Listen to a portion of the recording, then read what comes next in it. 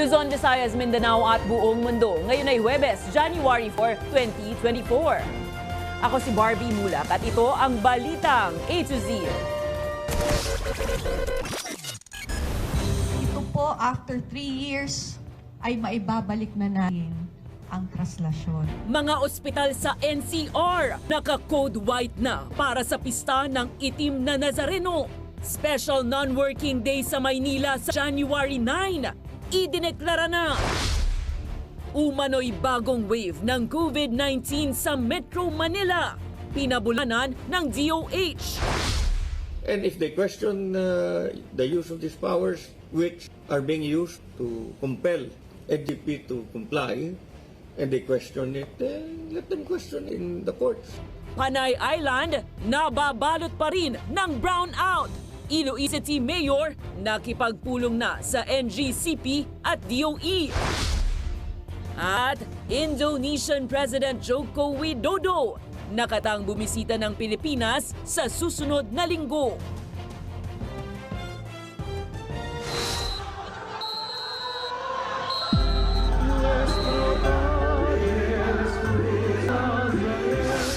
Magandang gabi pambungad sa ating newscast. Idineklara na ng Malacanang na Special Non-Working Day ang huling araw ng pista ng itim na Nazareno sa tulong ng pamahalaang lungsod ng Maynila. Habang inilagay naman sa Code White ang pagamutan sa NCR. Ang mga paghahanda ng LU kaugnay sa Traslasyon 2024, alamin sa Balitang A to Z ni Ian Maghanoy. Idineklara na ni President Ferdinand Bongbong Marcos Jr. bilang isang special non-working holiday ang araw ng traslasyon o ang tradisyonal prosesyon ng paglipat ng imahe ng itim na Nazareno mula Intramuros papuntang Quiapo Church. Tayo po ay sumulat sa tanggapan ng ating Executive Secretary na kung maaari po, taon-taon naman po natin itong ginagawa na madeklara ang January 9 as a non-working holiday po.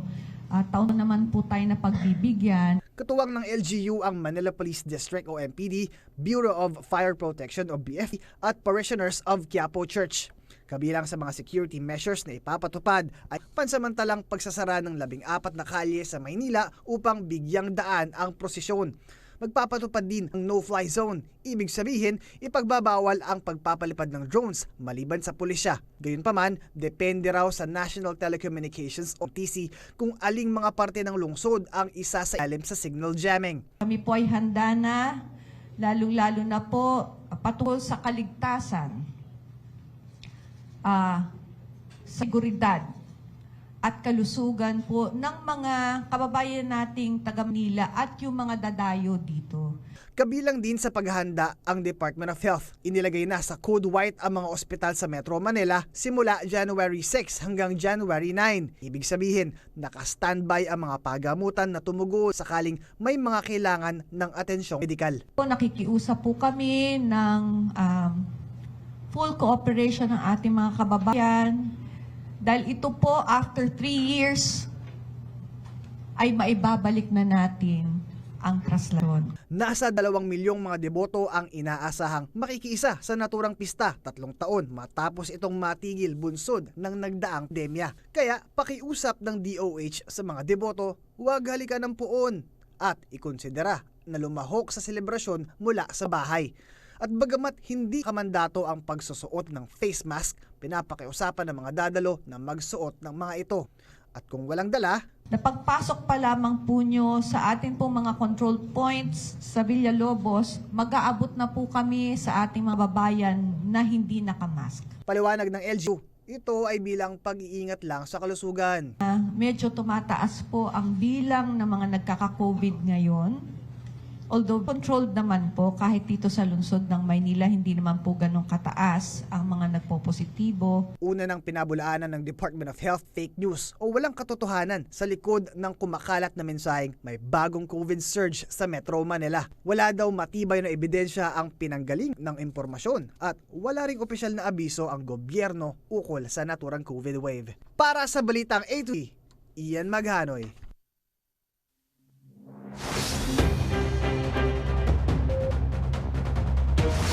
Apektado ang kabuhayan ng ilang residente sa Iloilo City sa gitna ng malawakang brownout magmula pa nitong January 2. Dahil rito, kinalampag na ni Mayor Treñas ang national government na panagutin na ang mga nasa likod ng pagkakaulit ng malawakang blackout.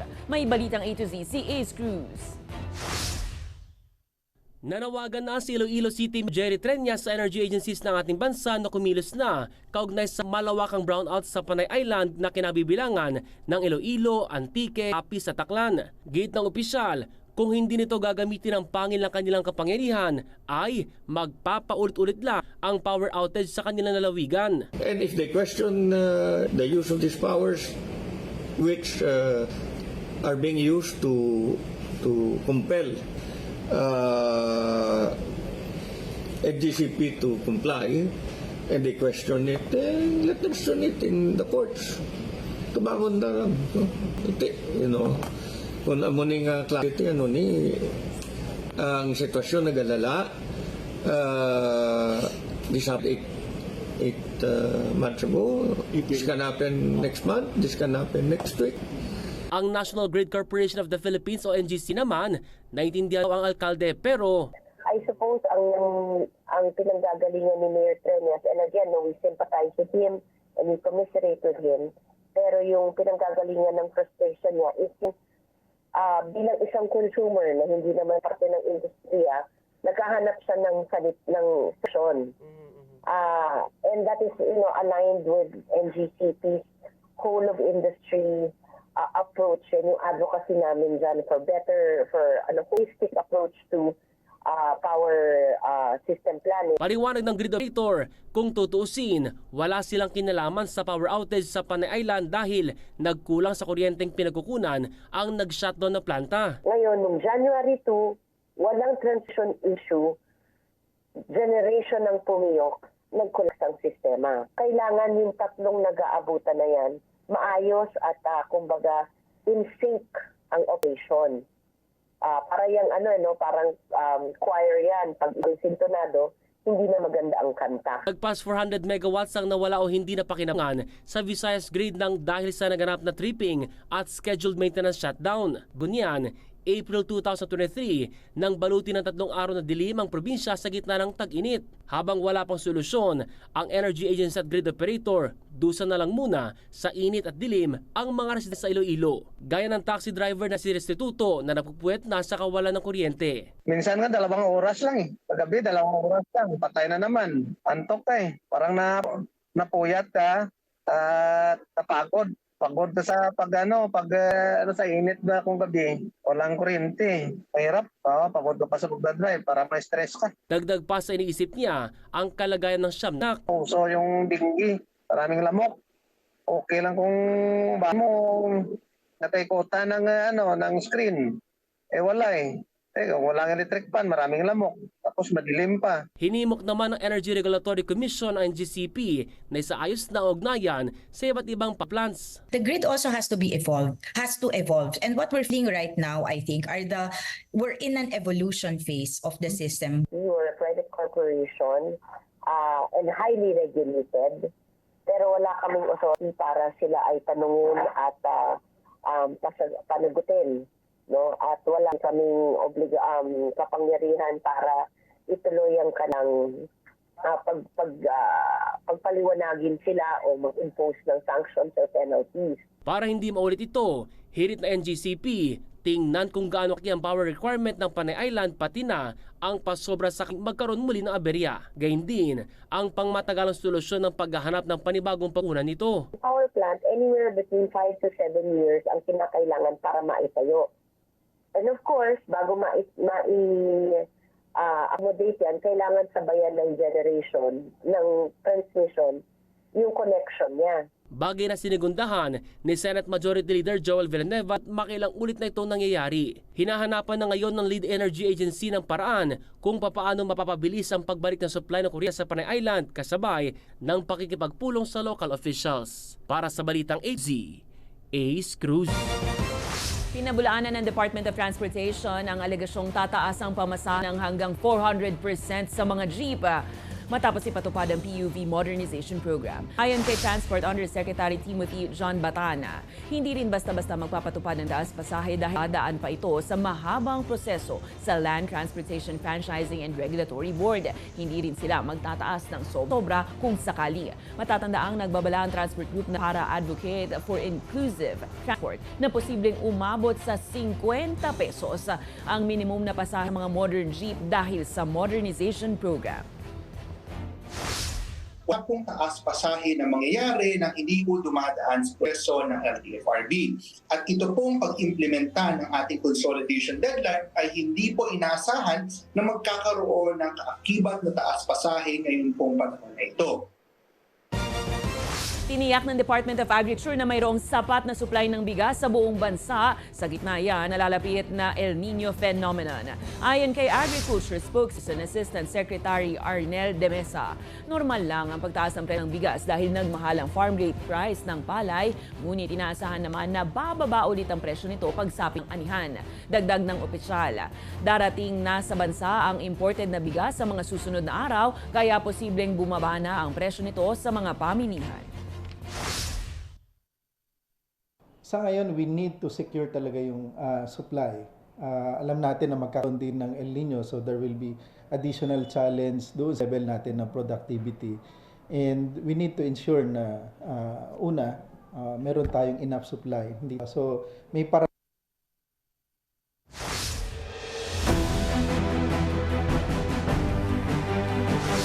Nakatakdang bumisita sa Pinas si Indonesian President Joko Widodo sa susunod na linggo. Inaasahan ang pagdating ni Widodo sa bansa sa January 9 habang nakatakda naman ang kanyang pulong kay Pangulong Bongbong Marcos Jr. sa Adyes ng Enero. Target ng official visit na palakasin pa ang ugnayan ng kapwa founding members ng ASEAN, lalo't ipagdiriwang din ngayong taon ang 75th anniversary ng formal na diplomatic relations sa dalawang bansa. Matatanda ang una nang bumisita ang Pangulong Marcos kay Widodo sa Indonesia noong September 2022.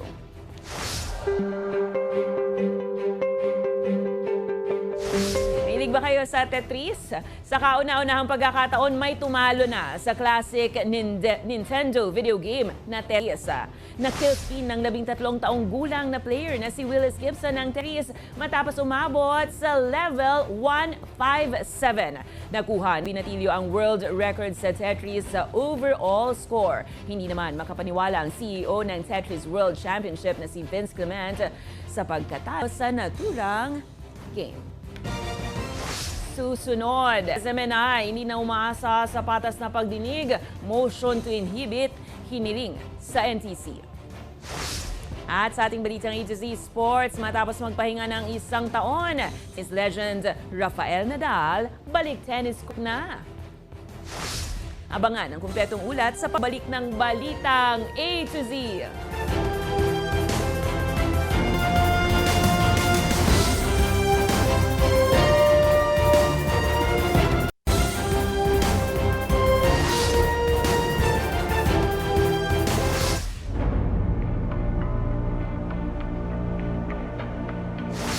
Nais ipa-inhibit ng SMNI ang National Telecommunications Commission sa pagdinig sa reklamong kaharap ng media network na nagsanhi ng kanilang 30-day suspension. Katwiran ng SMNI, hindi pwedeng ang NTC ang siyang complainant, piskal at taga-execute ng magiging desisyon sa kaso. May balitang A to Z si Kim Salinas. We cannot expect justice from the NTC. Hindi na umaasa ang kumpanya sa likod ng Sunshine Media Network International o SMNI ng patas na pagdinig mula sa National Telecommunications Commission ukol sa kinakaharap na suspension ng kanilang prangkisa. Kaya ngayong araw, naghain na sila ng motion para hilingin ang pag-inhibit sa kaso ng NTC Commissioner at ng dalawang deputy nito. Sa halip, Mag-assign yung DOJ ng bagong mag-decide about this case. Kasi ang nangyayari kasi dito, ang NTC, sila ang judge, sa piskal, so sila din ang complainant. kanina nakaschedule ang pagdinig ng komisyon ukol sa kaso ng SMNI. Pero no-show ang mga NTC commissioners at pawang mga hearing officer lamang humarap sa kanila. The hearing officer is there, it's a usual process, but this is of utmost importance. Public interest is involved here. Dapat naman ang tatlo, ang commissioner and her two deputies, should be the ones sitting as judges, quote-unquote, of our case. Bukod sa motion to inhibit, humingi rin ng SMNI ng dagdag na oras sa pagsagot ukol sa kanilang show cause order. Humingi kami ng time para mag-file kami ng answer o tawag sa law, responsive pleading. Kasi yung deadline tomorrow na January 5. So binigyan naman kami ng 10 araw. Nag-ugat ang 30-day suspension ng NTC sa SMNI sa ipinalabas ng kanilang network na aligasyong gumastos ng 1.8 billion pesos ang Office of the House Speaker sa international travel. Nadagdagan pa ito matapos maungkat ang patong-patong na reklamo sa SMNI ukol sa red tagging, disinformation at maging issue sa pagmamay-ari nito. Yung show cause order ng NTC is based on the resolution ng House of Representatives. So klarong-klaro na nadiktahan ang NTC ng House of Representatives. Umaasa pa rin ng SMNI na kakatigan sila ng Court of Appeals sa kanilang inihaing TRO nung nakaraang linggo ukol sa kanilang suspension, habang nakatakda namang sumalang sa pagdinig sa Kamara ang posibleng pagbawi sa prangkisa ng SMNI ngayong buwan. Para sa Balitang A to Z, Kim Salinas. Kumpiyansa si Senator Ronald Bato de la Rosa kay Pangulong Ferdinand Bongbong Marcos Jr. na hindi nito papapasukin sa bansa ang International Criminal Court. Ito'y para imbestigahan ang madugong drug war ang madugong war drugs ng Duterte administration. Sinabi din ni De La Rosa na alamin niya kung totoo bang nasa bansa ang ICC. Una nang inihayag ng mambabatas na pangalawa siya sa iimbestigahan ng ICC dahil siya ang hepe ng Philippine National Police nung Duterte administration. Wala ko sa Pangulong. Yung buo yung tiwala ko sa kanya sa sinabi niya sa akin about ICC. As of now, until now, buo pa rin yung aking paniniwala sa kanya na hindi niya papapasukin yung ICC.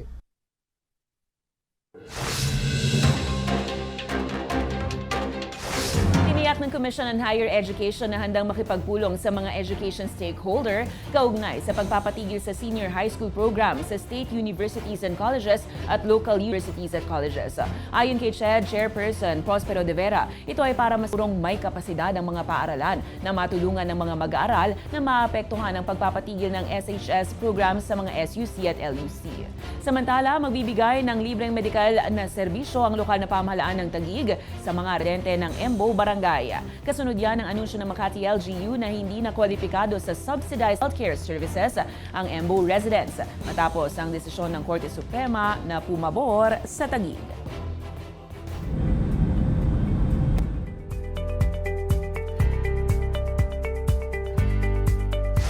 Kasabay ng paglala ng opensiba ng Israel sa Gaza ang pag-init pa ng tensyon sa iba pang bahagi ng Middle East.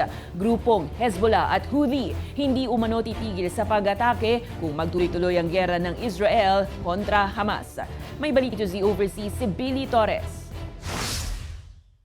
Nagbanta ang militanteng grupong Hezbollah ng gera kontra Israel. Gantiyan sa pagkakapatay ng kanilang deputy leader sa pagsabog sa Beirut mula sa airstrike na pinakawalan ng Israel Defense Forces dahil anila'y pagsawsaw ng Hezbollah sa gera nila laban sa Hamas. Agad namang alarma ang ilang bansa. Una na ang Germany na pinalikas na ang mga residente nito na nasa Lebanon sa pangambang lumala pa ang gera sa Middle East. Sa gitna nito, ikinaalama din ng United Nations ang patuloy na paghahasik ng gulo ng Houthi rebel ng Yemen sa Red Sea na daanan ng kalakalan. Attacks against international shipping in the Red Sea area are not acceptable.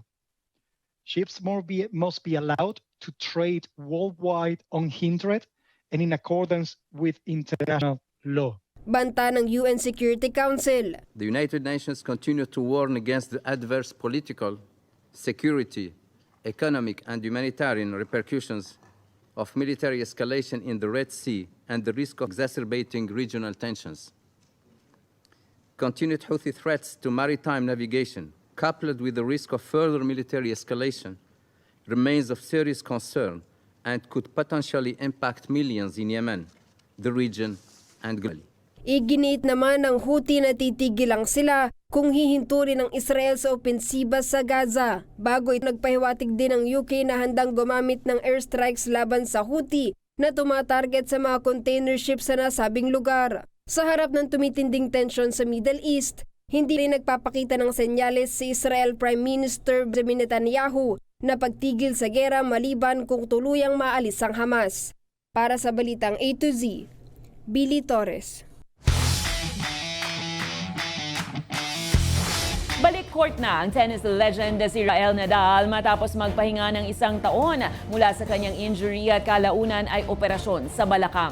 Sa kanyang comeback game sa Brisbane International, na ipanalo ng tenista mula sa Spain ang kanyang first round match kontra sa dating world number 3 na si Dominic Thiem sa score na 7-5, 6-1. At nito ngayong araw, nasundan ito ng panibagong panalo kontra naman sa Australianong si Jason Kubler sa score na 6-1, 6-2 para makapasok sa quarterfinals. Matatandaang sa Australian Open noong January 2023 rin, huling naglaro si Nadal bago ang kanyang hip surgery. Sa aming pagbabalik, dating child actor na si Jiro Manyo, bakit ibinenta ang Gawad Urian Trophy? Manatiling nakatutok, kayo ay nanonood ng Balitang AZ.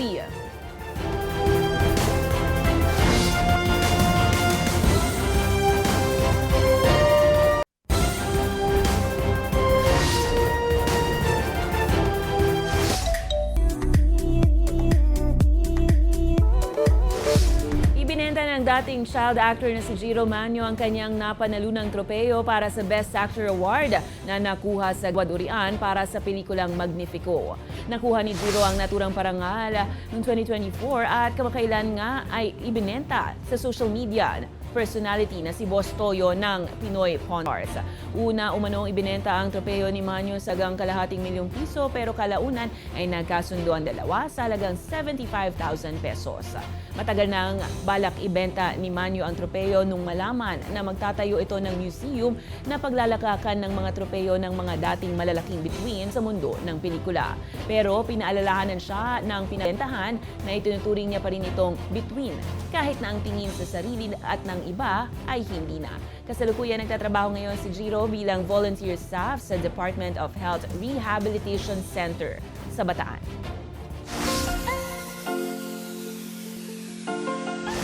Naging bahagi na ng kulturang Pilipino upang mabasbasan ang natamong biyaya ang laging magdasal bago ang anumang kainan. Pero ang batang ito tila abala sa kung anumang bagay. Kung ano yan, panoorin.